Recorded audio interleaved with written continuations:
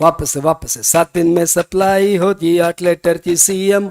नवरात्रा में देवी आवे सीएस तो कौन समझा। टैक्स में एग्जम्पशन दे दो 12 बजे टाइम। वैल्यूएशन मक्खन हो सोलर में तो सेविंग हो। 22 की उम्र है आई रजिस्टर करा ले भाई। 30 तक ये जा सकती है उम्र। कोई चुड़ैल आ सकती है। 30 के बाद तो चुड़ैल मिलेगी पहले बताते हैं। 1 2 3 4 7 दिन सप्लाई 8 लेटर की सीएम। नवरात्रा में देविया सीएस तो कौन समझावे। टैक्स में एग्जम्पशन दे 12 बजे टाइम दे। वैल्यूएशन मक्खन हो सोलर में तो सेविंग हो। 22 की उम्र है आई रजिस्टर करा ले भाई। 30 तक ये जा सकती है। कोई चुड़ैल आ सकती है। 31 को बिल फटेगा। महीने के अंत में बिल फटते हैं। 31 को बिल फटेगा। 37 रिटर्न होगा। फोर्टनाइट में पेमेंट करो। फोर्टनाइट में 49 में फोर्टनाइट में 49 में फोर्टनाइट में 49 में पेमेंट करो। अगले दिन इंटरेस्ट भरो। यदि आपने फोर्टनाइट में पेमेंट नहीं किया तो अगले दिन से इंटरेस्ट लगना शुरू हो जाएगा। तो 1 2 3 4 लेना पड़ेगा। 7 दिन में सप्लाई होगी याद हो गया। 8 लेटर की सीएम होगी। सीएम मतलब कंपोजिट सप्लाई मिड सप्लाई। हाँ 8 लेटर की सीएम होगी। नवरात्रा में देवी आवे। देवी और लेवी एक जैसा पॉइंट। सीएस को कौन समझावे। सीएस मतलब कंपोजिशन स्कीम। टैक्स में एग्जम्पशन दे दो। 12 बजे टाइम देखो। 12 बजे टाइम देखो। उसके बाद 12 13 14 इसी में आ गया। वैल्यूएशन मक्खन होगा। सोलर में तो सेविंग होगा। 16 में तो सेविंग मतलब ये आईटीसी। 16 में तो सेविंग होगा। 22 की उम्र है आई रजिस्टर करा ले भाई। 30 तक ये जा सकती है। कोई चुड़ैल आ सकती है। 31 को बिल फटेगा। 37 रिटर्न हो जाए। नहीं 31 से 36 तक इनवॉइस है। रिटर्न होगा। फोर्टनाइट में पेमेंट करो मतलब यहां से 48 तक रिटर्न है। फोर्टनाइट में पेमेंट करो अगले दिन इंटरेस्ट भरो। तो भैया सारा तुम्हारा कवर्ड है सारे सेक्शंस। कितना टाइम लगा। हार्डली तो 7 मिनट।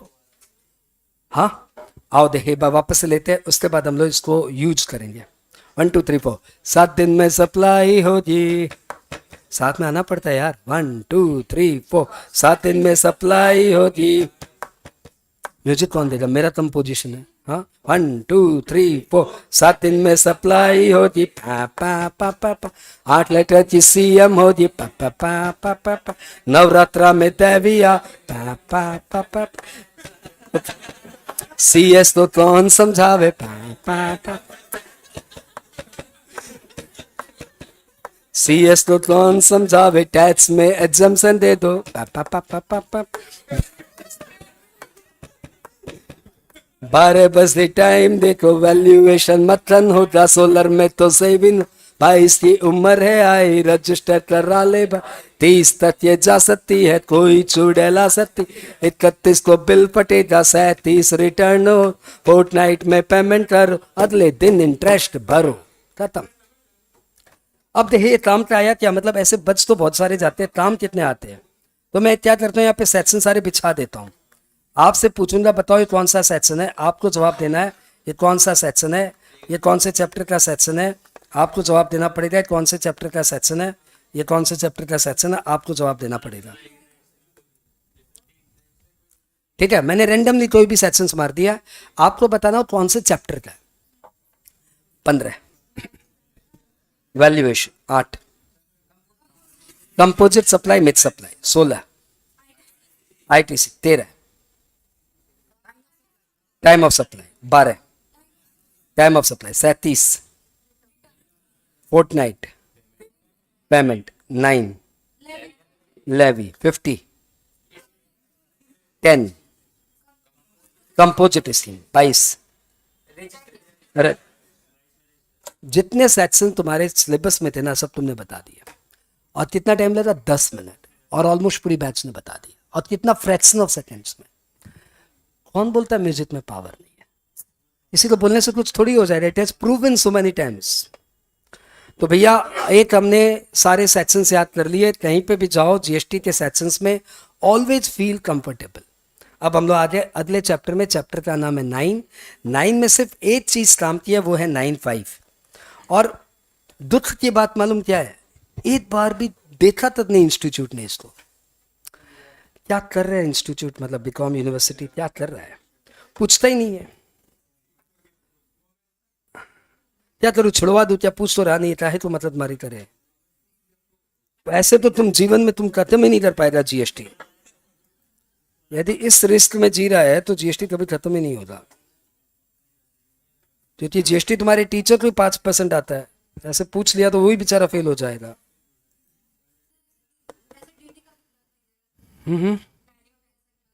अच्छा, 150 रुपया दे, 150 रुपया में बात कर रहा भाई। भाई तू 150 में तू पढ़ा दे भाई। कैसे, मतलब तुम लोग इसको कुछ बोल नहीं रहे हो, तुम लोग पीटते भी नहीं हो उसको।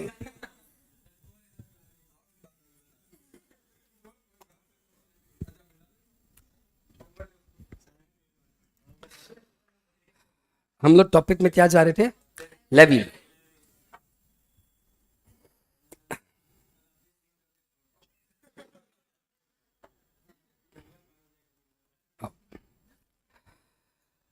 पढ़ने के लिए पढ़ो, एग्जाम तो ऐसे ही है, आनी जानी नहीं है इन सब में।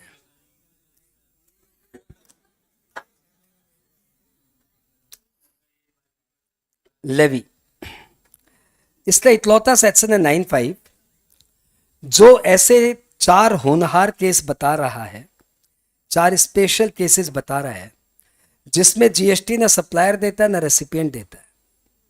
एग्जाम ऐसे पूछ सकता है कि ऐसा कोई केस बताइए जिसमें जीएसटी सप्लायर भी नहीं देता, रेसिपिएंट नहीं देता। तो आप बोले हमारे सब सर ने तो बताया, तो फॉरवर्ड मैकेनिज्म में सप्लायर देता है, रिवर्स मैकेनिज्म में रेसिपिएंट देता है। ऐसा तो कोई केस नहीं है जिसमें सप्लायर भी नहीं देता, रेसिपिएंट भी नहीं देता। तो भैया ऐसे केस दिए हुए 9(5) में। 9(5) में 4 केसेस का नाम बताया हुआ। एक तुम्हारा फेवरेट रेडियो टैक्सी, यानी तुम्हारा फेवरेट जिसमें तुम आते जाते रहते हो, उबर, ओला, एसेट्रा। इसमें क्या है, जीएसटी सप्लायर कौन है पहले बताओ। सप्लायर है वो टैक्सी वाला, हाँ। और रेसिपिएंट कौन है, रेसिपिएंट है पैसेंजर, आप और हम। तो क्या आप गवर्नमेंट को जीएसटी देते हो, हम तो गवर्नमेंट को नहीं देते। क्या सप्लायर वो टैक्सी वाला गवर्नमेंट को जीएसटी देता है, नहीं। इनको जो मिलाता है ना उसका नाम है एग्रीगेटर। आप इसको प्यार से इको भी बोल सकते हो। तो यदि यहां पे एग्रीगेटर विल पे जीएसटी, ना सप्लायर देगा ना रेसिपिएंट देगा। ठीक है, ठीक है, पक्का। पहला केस। दूसरा केस, होटल एकोमोडेशन के लिए आपके पास ट्रिवैगो है, आपके पास ओयो है। इसमें hotelier is the supplier and guest is the recipient. GST कौन देगा, तो लॉ बोलता है यदि होटलियर रजिस्टर्ड है तो होटलियर विल पे, और होटलियर यदि अनरजिस्टर्ड है देन ट्रिवैगो विल पे। तो यदि अनरजिस्टर्ड होटलियर का ट्रिवैगो या ओयो के थ्रू आपका बुकिंग हुआ तो उसमें जीएसटी आप तो गवर्नमेंट को देंगे नहीं, और ये भी अनरजिस्टर्ड है तो ये भी देगा नहीं। तो जीएसटी फी देगा कौन, ट्रिवैगो, एग्रीगेटर। तीसरा केस है same, house keeping service. House keeping service के लिए आपके पास एक ऐप है जिसका नाम है अर्बन क्लैप। अर्बन क्लैप, इसमें सप्लायर कोई भी हो सकता है, कारपेंटर फारपेंटर कोई भी यहाँ पे रजिस्टर्ड करा सकता है। रेसिपिएंट है हाउस होल्ड अपने लोग, हाँ हाँ, नहीं हाउस होल्ड वुमेन नहीं, कोई भी, बिजनेस वाले भी इसी से बुलाते हैं। तो लॉ बोलता है कि इसमें यदि सप्लायर रजिस्टर्ड है तब तो सप्लायर विल पे जीएसटी, और सप्लायर यदि अनरजिस्टर्ड है then aggregator will pay GST. बात क्लियर। और चौथा तुम्हारा फेवरेट जिसलिए तुम मर रहे हो, स्विगी। सर खाना चाहिए सर, खाना, स्विगी, जोमैटो, इन सब केसेस में हमेशा जीएसटी एग्रीगेटर ही देगा। तुम्हारे एग्जाम के काम के लिए इतना काफी है। टेक्निकली रॉन्ग है लेकिन तुम्हारे एग्जाम के लिए परफेक्ट है। तो 4 ऐसे केसेस मैंने बताए जिसमें जीएसटी कौन दे रहा है? न सप्लायर न रेसिपिएंट, बल्कि उनको मिलान करने वाला यानी एग्रीगेटर यानी इलेक्ट्रॉनिक कॉमर्स ऑपरेटर। एक है एब्सोल्यूट रेडियो टैक्सी, हमेशा जीएसटी योला और यूबर ही देगा। दूसरा भी ऑलमोस्ट एब्सोल्यूट है स्विगी वाला। स्विगी के थ्रू यदि आप होटल कोई खाना वाना बुकिंग कराएंगे तो वो रेस्टोरेंट जीएसटी नहीं देगा, आप भी जीएसटी नहीं दोगे, जीएसटी स्विगी देगा हमेशा। तीसरा हुआ तीसरा चौथा केस हुआ एक जैसा केस है, उसमें है होटल और हाउस कीपिंग। होटल और हाउस कीपिंग में यदि सप्लायर रजिस्टर्ड है तो सप्लायर देगा, और सप्लायर अनरजिस्टर्ड है तो एग्रीगेटर देगा। तो 9-5 आपके लिए एक बार बना देता हूं कि भैया 4 चार्ट हो गया, 2 तो एक साथ रखता हूं, रेडियो टैक्सी को और स्विगी को। किसी को जोमेटो पसंद है तो वही लिख लेना। इसमें GST always paid by aggregator, ठीक है। और एक हुआ हाउस कीपिंग, हाउस कीपिंग में आ गया अर्बन क्लैप, ये सिर्फ एग्जाम्पल है। और एक हो गया होटल, होटल में आ गया ट्रिवैगो, ये भी सिर्फ एग्जाम्पल है। इसमें यदि सप्लायर रजिस्टर्ड है then supplier will pay GST, और द सप्लायर अनरजिस्टर्ड है then aggregator will pay GST.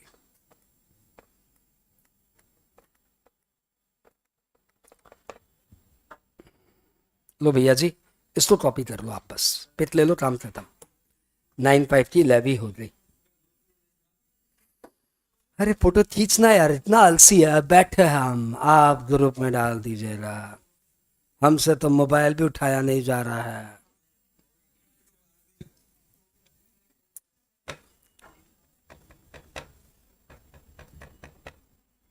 हो गया चैप्टर और लेवी। अब क्या करना है? ये मैडम क्या कौन सा चैप्टर बोलती? पेमेंट। अच्छा,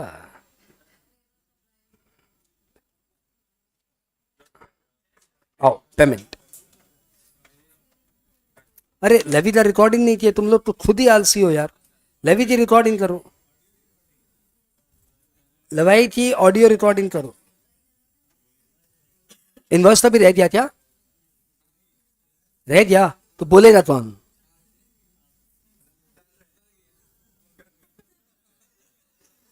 आओ इनवॉइस चैप्टर में आते हैं।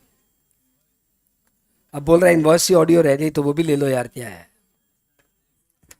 ये? 3 से 4 मिनट का एक इनवॉइस का ऑडियो है, काम की चीज है। इनवॉइस में कोई फ्लोइंग चैप्टर नहीं है, चैप्टर कई सारे पार्ट्स में डिवाइडेड है, छोटी छोटी बातें हैं। पहली बात, इनवॉइस का कोई फॉर्मेट नहीं होता, आपको कोई भी फॉर्मेट में इनवॉइस बनाना बना लो। आप पेपर बनाना चाहते हो, नॉन पेपर बनाना चाहते हो, आपकी मर्जी है। आप लाल पेपर में बनाना चाहते हो, काले पेपर में बनाना चाहते हो, आपकी मर्जी है। आप A4 में बनाना चाहते हो, आप A5 में बनाना चाहते हो, आपकी मर्जी है। आप पोर्ट्रेट बनाना चाहते हो या लैंडस्केप बनाना चाहते हो, आपकी मर्जी। पहली बात, इनवॉइस में हमें सिर्फ इंफॉर्मेशन से मतलब है कि आपने ये सारी इंफॉर्मेशन दी है तो आपको ये सारी इंफॉर्मेशन इनवॉइस में देनी पड़ेगी, जैसे कि name of the supplier, address of the supplier, registered number of the supplier, serial number, date, name of the recipient, address of the recipient, यदि रेसिपिएंट रजिस्टर्ड है तो उसका registration number, description of the goods, quantity of the goods, rate of the goods, value of the goods, rate of GST, value of GST, CG है, SG है कि IG है, ये सब आपको लिखना पड़ेगा सेपरेटली। उसके अलावा प्लेस ऑफ सप्लाई आपको इनवॉइस में देना पड़ेगा, ट्रांसपोर्टर का नंबर देना पड़ेगा, ट्रांसपोर्टर व्हीकल का रजिस्ट्रेशन नंबर देना पड़ेगा, और सिग्नेचर मारना पड़ेगा, amount in words, amount in rupees, ये तो रह रहे। बस इतना सा देने से काम हो जाएगा। इनवॉइस नॉर्मली 3 कॉपीज में जाता है सप्लायर ऑफ गुड्स के केस में। पहली कॉपी जाती है रेसिपिएंट के पास, दूसरी कॉपी जाती है ट्रांसपोर्टर के पास, तीसरी कॉपी जाती है सप्लायर के पास। सप्लायर ऑफ सर्विस के केस में इनवॉइस की नॉर्मली 2 कॉपी होती है, पहली कॉपी जाती है रेसिपिएंट के पास, दूसरी कॉपी जाती है सप्लायर के पास। इनवॉइस नॉर्मली 2 तरह के होते हैं, एक को हम लोग बोल सकते हैं टैक्स इनवॉइस, दूसरे को हम लोग बोल सकते हैं bill of supply. Tax invoice वो है जिस इनवॉइस में जीएसटी अमाउंट सेपरेटली मेंशन्ड है, और बिल ऑफ सप्लाई वो इनवॉइस है जिसमें जीएसटी मेंशन नहीं है। नॉर्मली कंपोजिट स्कीम वाले बिल ऑफ सप्लाई देते हैं, या फिर कोई रजिस्टर्ड बंदा एग्जम्प्टेड गुड्स बेचेगा तो वो बिल ऑफ सप्लाई इशू करेगा। इनवॉइस फिर आप बोल सकते हो दो तरह के होते हैं, B to B invoice, B to C invoice. B to B मतलब business to business, B to C मतलब business to consumer. Business to business में रजिस्टर्ड बंदा रजिस्टर्ड बंदे को माल बेचता है, और बी टू सी में रजिस्टर्ड बंदा अनरजिस्टर्ड बंदे को माल बेचता है। बी टू बी इनवॉइस के बेसिस पे आपको आईटीसी मिलती है, बी टू सी के बेसिस पे आईटीसी नहीं मिलती। बी टू बी इनवॉइस की इनवॉइस वाइज अपलोडिंग होती है जीएसटीआर 1 में, और बी टू सी इनवॉइस की कॉन्सोलिडेटेड एंड अपलोडिंग होती है जीएसटीआर 1 में। लेकिन बी टू सी भी यदि आप इंटरस्टेट सप्लाई कर रहे हो, 2.5 लाख के ऊपर की सप्लाई कर रहे हो, तो वो सप्लाई इनवॉइस वाइज अपलोड होती है। अब अगला प्रश्न आता है कि क्या इनवॉइस इश्यू करना जरूरी है क्या? तो भैया एक हल्का सा रिलैक्सेशन है, यदि आप B to C invoice issue कर रहे हो और 200 रुपए तक की सप्लाई है, 200 रुपए तक की सप्लाई है, बी टू सी सप्लाई है, और बायर आपसे इनवॉइस नहीं मांग रहा है, तो फिर आपको इनवॉइस नहीं देना। लेकिन बायर मांगे बिल सो तुझसे, तो बिल तो देना ही होगा, 2 रुपए या 2 लाख बिल तो देना ही होगा, यदि बायर तुमसे इनवॉइस मांग ले तो। और बी टू बी में तो इनवॉइस देना ही पड़ेगा। अगली बात आ रही है, ये ई इनवॉइस का भी कोई कॉन्सेप्ट है क्या? तो यस, 2017-18 ऑनवर्ड्स किसी भी फाइनेंशियल ईयर में यदि आपका टर्नओवर 10 करोड़ को एक्सीड कर गया, तो ई इनवॉइस इश्यू करना आपके लिए मैंडेटरी है। ये ई इनवॉइस में एक नंबर होता है जिसको बोलते हैं IRN number, invoice reference number. ये ऐसे आता है कि इनवॉइस पोर्टल बोल के एक पोर्टल है, उसमें सारी इंफॉर्मेशन आप इनवॉइस की डालिए, तो बदले में पोर्टल आपको देगा IRN। वो IRN आप इनवॉइस में लिख देना या IRN एफिक्स कर देना, तो फिर माना जाएगा कि yes this invoice is E invoice. मुझे लगता है इनवॉइस चैप्टर में बस इतना कर लो, काम हो जाएगा। 4 मिनट में, अरे जो भी हो गया, मतलब इतना सही पढ़ाई है। हाँ देहा, फालतू चाप ले रहे थे। आओ लेवी, अरे अगली रिकॉर्डिंग दबाओ, हो गया। चलो लेवी, नवरात्र में तो अभी ठीक है। चलो, ये एक 3 से 4 मिनट की रिकॉर्डिंग है जिसमें हम लोग लेवी चैप्टर डिस्कस कर रहे हैं। लेवी चैप्टर एग्जाम में पता नहीं क्यों कम इंपॉर्टेंट है, लेकिन है बड़ा वाइटल। लेवी चैप्टर सेक्शन 9 से गवर्नड है। 9(1) में बोला हुआ है कि इंट्रा स्टेट सप्लाई पे CGST SGST लगेगा, और इंटर स्टेट सप्लाई पे IGST लगेगा। 9(1) में ही बोला हुआ है कि दारू पे GST नहीं लगेगी। 9(1) में ही बोला हुआ है कि GST की मैक्सिमम रेट हो सकती है 40%, CGST की 20%, SGST की 20%। ये सारी प्रमुख बातें 9(1) में बोली हुई है। 9(2) में बोला हुआ है कि PCDNA पेट्रोल के वो 5 आइटम है जिसमें GST अभी तो नहीं लगेगी, फ्यूचर में लग सकती है ऑन नोटिफिकेशन। तो वो कौन 5 आइटम है, उसका नाम हमने दिया please change DNA, PCDNA। P मतलब petrol, C for crude oil, D for diesel, N for natural gas, A for aviation turbine fuel. In 5 item पे एखुनी GST लागছে ना, परे लगते पारी। ठीक है। 9(3) RCM है, 9(4) RCM है, 9(5) इंपॉर्टेंट साथ से ना, वो सुन लो।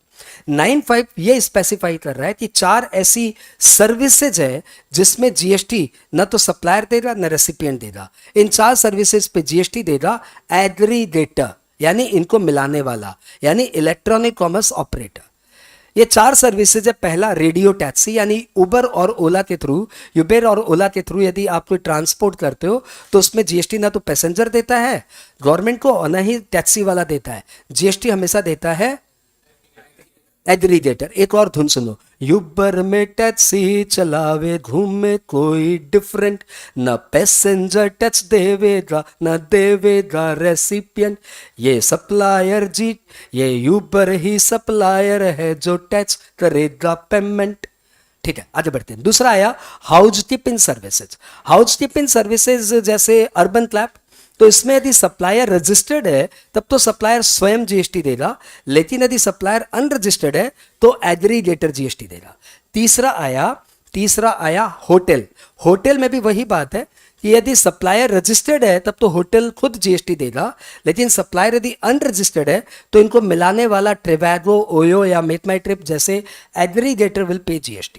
चौथा आया स्विगी जैसे रेस्टोरेंट ऐप, जोमेटो जैसे रेस्टोरेंट ऐप, इसमें आप मान के चलो हमेशा GST कौन देगा, एग्रीगेटर। ये आपके बीकॉम के एग्जाम के लिए परफेक्ट ऑडियो है। 5 मिनट, बहुत स्पीड है भाई, बहुत तेज बोलता है।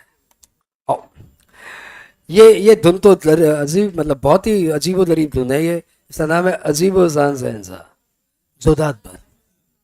अजीबो शान से ऐसा क्या धुन है, क्या पावरफुल धुन है। एक साथ पूरी बैच डाले ना तो सबका जीएसटी आत्मा में चला जाएगा, इतना पावरफुल है ये। अजीबो शान सहनसा पर धुन डाले, अजीबो शान सहनसा ना ना ना हम क्लियर है, उसी को लेते आना। मेरे को लिरिक्स ध्यान नहीं रहता भाई, सिर्फ जीएसटी ध्यान रहता है। 101 अमेंडमेंट कॉन्स्टिट्यूशन में आर्टिकल 246 ए लाया है। अल्कोहल को छोड़ दो, पेट्रोल को छोड़ दो, टोबैको पे सब कुछ है, एंटरटेनमेंट छोड़ दो, जीएसटी जीएसटी। कॉम्पेंसेशन स्टेट को सेंट्रल देगा, जीएसटी काउंसिल बनाई है। 1/3 वोट सेंट्रल का, 2/3 स्टेट का, हाफ कोरम हो, 3/4 मेजोरिटी, जीएसटी जीएस। इसको पकड़े तो इसमें क्या है, इसमें है कि जीएसटी जब आया तो कॉन्स्टिट्यूशन में 101वां अमेंडमेंट आया। ये आपके एग्जाम में empty fill in the blank पे आया तो आया, नहीं तो काम का नहीं है। दूसरा है आर्टिकल 246A कॉन्स्टिट्यूशन में है, जहां पे जीएसटी के बारे में दिया हुआ है। तीसरी बात है जीएसटी दारू पे नहीं लगता, पहले भी बोल चुके थे, दोबारा बोल दिए, दारू वाले कंट्रोल करना। दूसरा पेट्रोल पे जीएसटी नहीं लगता, पेट्रोल के 5 प्रोडक्ट है, पेट्रोल के 5 प्रोडक्ट है जिसपे जीएसटी नहीं लगता, और वो 5 प्रोडक्ट है पीसीडीएनए।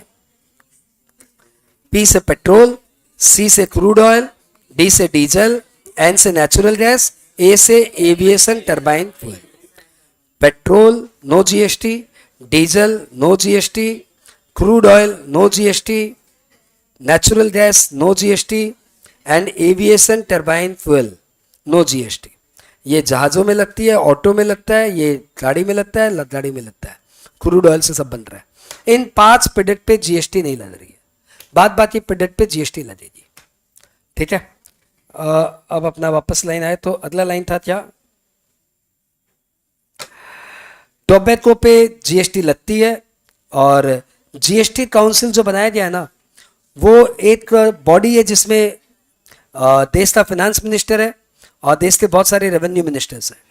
ये मिलकर डिसीजंस लेते हैं, और इसमें 1/3 वोट सेंट्रल गवर्नमेंट का है, 2/3 वोट स्टेट गवर्नमेंट का है।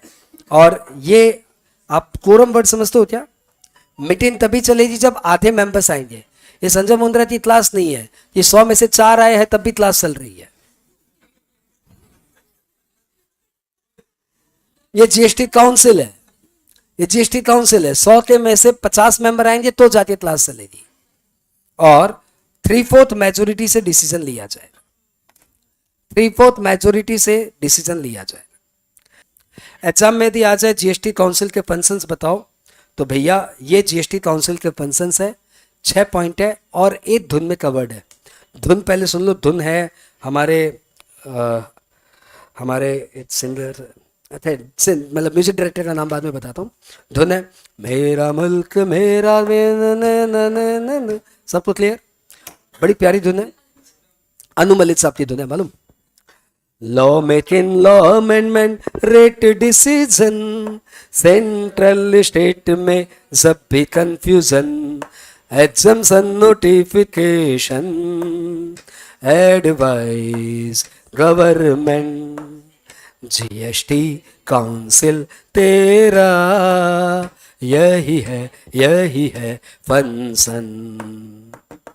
Law making, law amendment, rate decision, central state में जब भी confusion, advice government, GST council तेरा, यही है। तो भैया इसका काम है लॉ मेकिंग, लॉ बनाना, लॉ में अमेंडमेंट लाना, रेट को लेके डिसीजन लेना कि रेट 5 किस्ती, 12 किस्ती, 18 किस्ती। सेंट्रल और स्टेट में जीएसटी को लेके कोई डिबेट हो जाए, क्योंकि आईजीएसटी का पैसा सेंट्रल लेता है, ममता को देता है। अब कल ममता दिल्ली भी चिल्ला रही है मेरा पैसा नहीं दिया, मेरा पैसा नहीं दिया। तो भैया यदि कंफ्यूजन हो जाए तो ये कौन हैंडल करेगा? काउंसिल हैंडल करेगी। एग्जम्पशन नोटिफिकेशन लाना काउंसिल का काम है, और गवर्नमेंट को कोई भी जीएसटी को लेकर एडवाइजरी देना वो भी काउंसिल का काम है। तो ये सब काउंसिल के फंक्शन है, 5 फंक्शंस नहीं 6 फंक्शन आपको नजर आ रहे हैं स्क्रीन पे। Law making, law amendment, rate के डिसीजन, सेंट्रल स्टेट के डिस्प्यूट को हैंडल करना और एग्जम्पशन नया लाना और गवर्नमेंट को एडवाइस